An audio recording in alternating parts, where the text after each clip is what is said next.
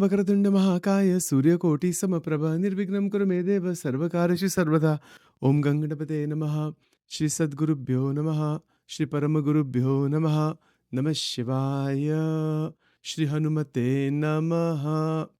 Welcome to Nitya Satsang Daily Satsang. Today is the 29th of January 2025. I want to offer my prostrations to all the great sages and to Bhagavan residing in the heart of every single being. We have been examining in various ways, using multiple perspectives, the extraordinary glory of what is called Mahamaya.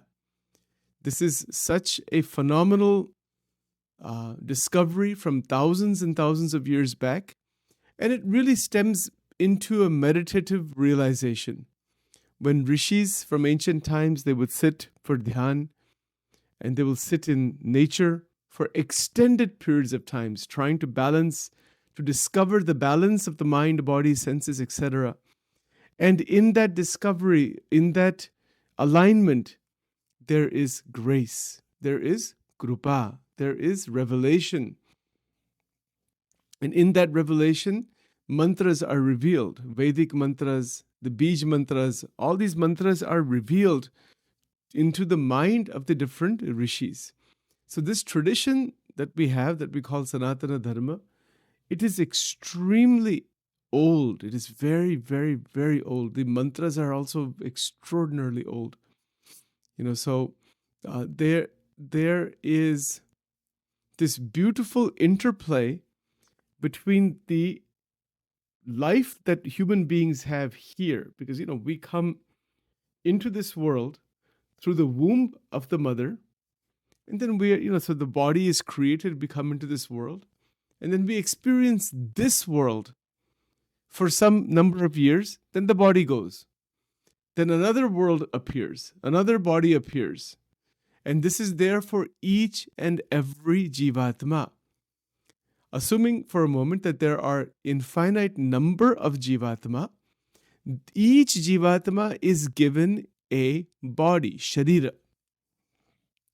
It is given a sharira by Mahamaya to experience, to give it experience of the world of Prakriti. It is the expression of the original beginningless engulfment in Prakriti that is expressed as the multiple and diverse experiences in life. The fact that there is experience of any kind is an expression of the energy of Mahamaya. Otherwise, there is no experience.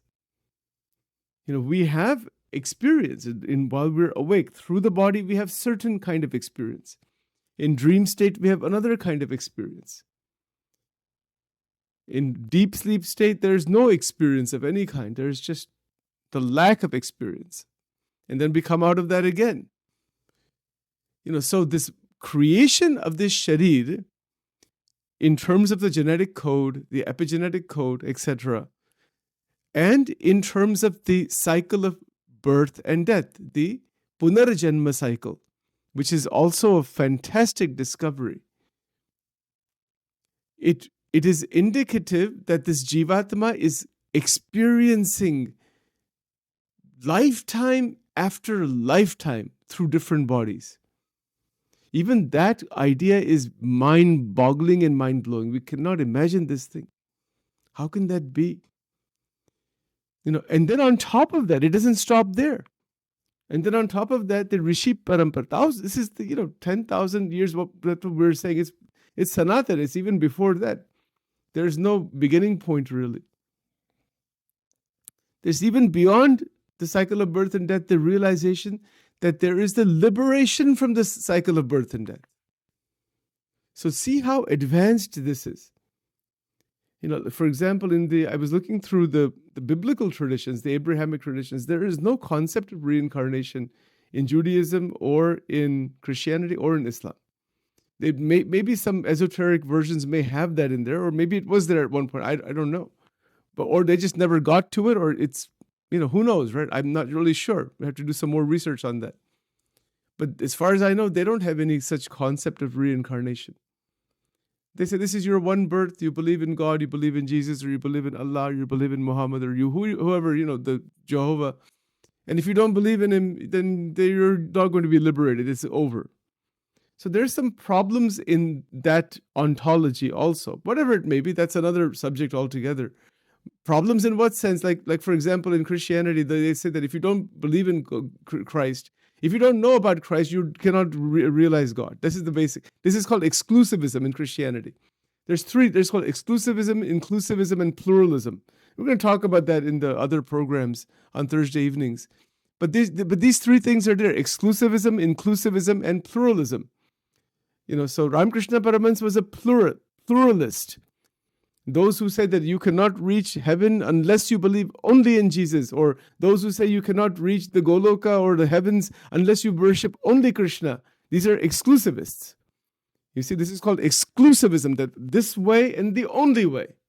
And there is no other way to get to that particular point. It's something worth thinking about, something worth really thinking about. That how is that true? Is there any truth in that? What is not true about that? What is true? It's a lot of discussion, debate. It's been debated for thousands of years. There's no one answer to any of it. Very interesting. Nonetheless, as far as the Upanishadic Gyan is concerned, the Gyani, jisko hum Gyani kehte hai, they are not exclusivist. As far as my Sachin's humble study goes on this point. Jisko Brahma Gyan ho gaya hai, wo sthiti kaisi hai? What is that? That Sarvam Khalvidam Brahma. There is only the one that is manifesting everywhere.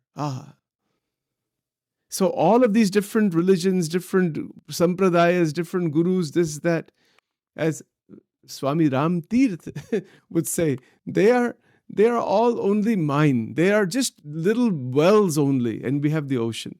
The Upanishads are the ocean. All of these religious organizations and different paramparas, they are just small wells only. They also have the same water.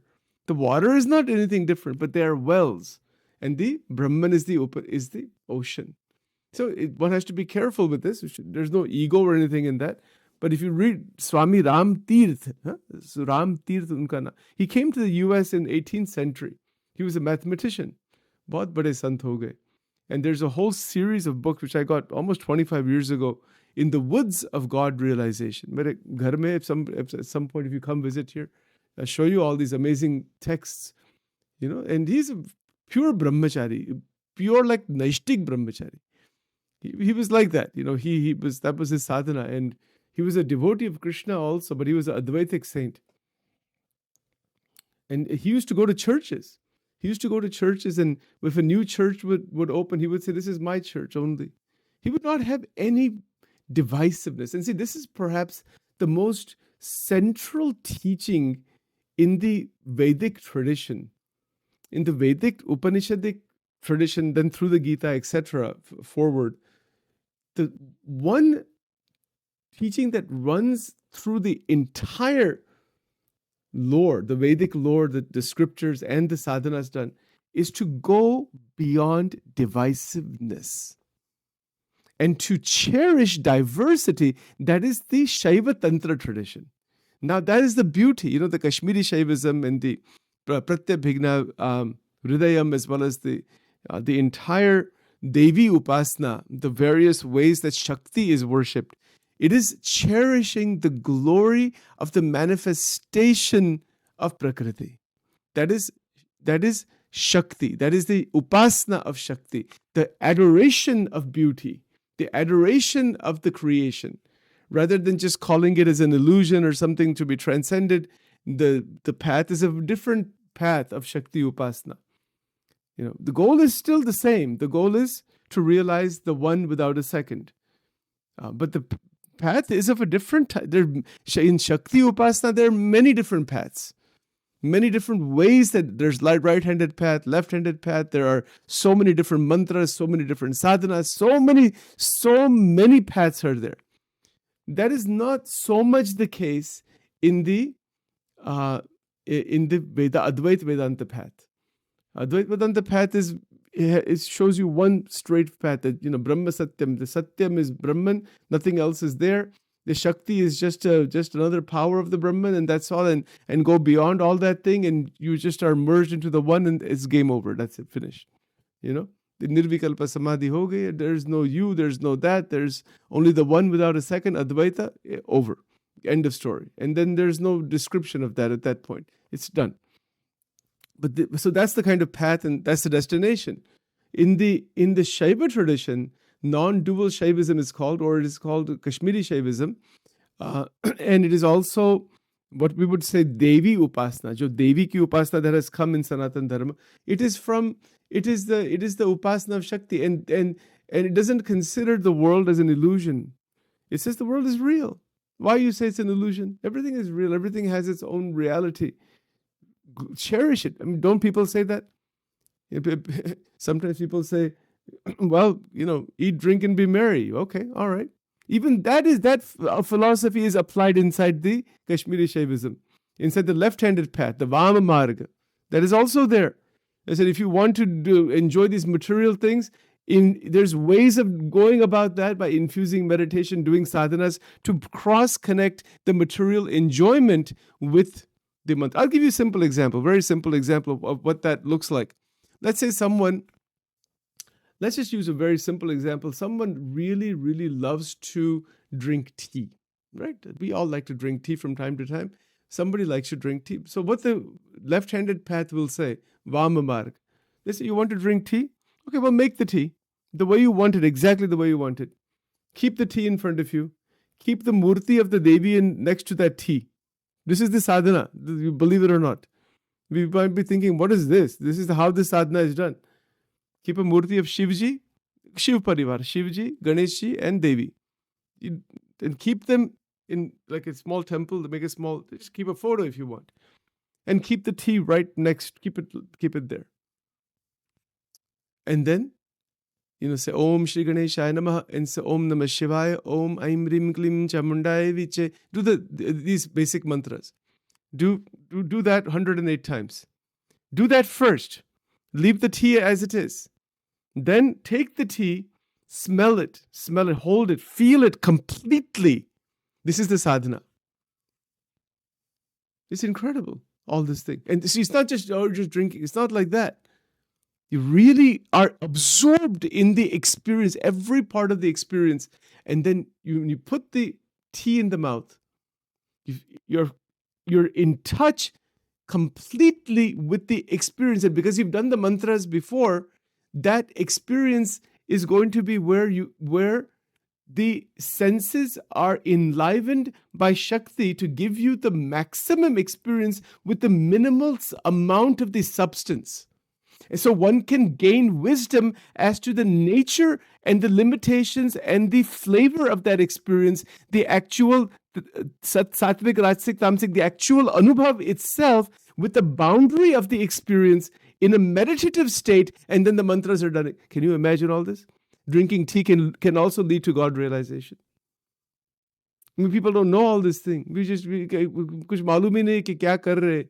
See, this is why we offer the prasadam. But actually, when we do the puja and archana, we offer prasad to God.